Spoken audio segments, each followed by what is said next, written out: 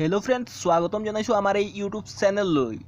আজি মই এইটো বিষয়ত জনাব চেষ্টা কৰিম যে বেষ্ট স্ক্ৰিন ৰেকৰ্ডাৰ কোনটো, আপোনালোকে কোনটো স্ক্ৰিন ৰেকৰ্ডাৰ ইউজ কৰিব লাগে, যোনটো স্ক্ৰিন ৰেকৰ্ডাৰ আপোনালোকে ইউজ কৰিলে আপোনাৰ ভিডিও বনাই থকাৰ সময়ত বন্ধ হৈ না যায় বা ভিডিওটো বেয়া নহয়, কোৱালিটি ভাল হ'ব মানে।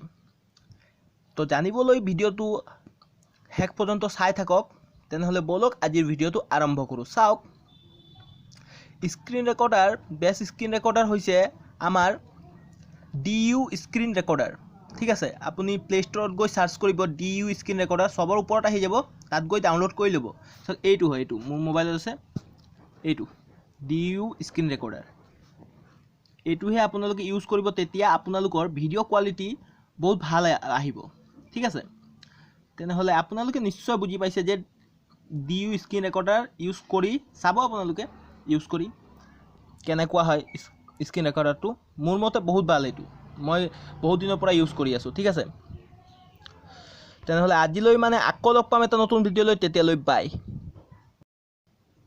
সরি, মোর এটা ভুল হয়েছে যে এই DU স্ক্রিন রেকর্ডারটো প্লে স্টোরত নাপায় আপোনালোকে। এতিয়া এইটো আপুনি গুগল ক্রোমত গৈ DU স্ক্রিন রেকর্ডার APK বুলি মাৰিব, তেতিয়া চাব পাৰিব। তাত ডাউনলোডৰ লিংক আহি যাব, তাৰ পৰা আপোনালোকে ডাউনলোড কৰি ল'ব। ঠিক আছে, বাই।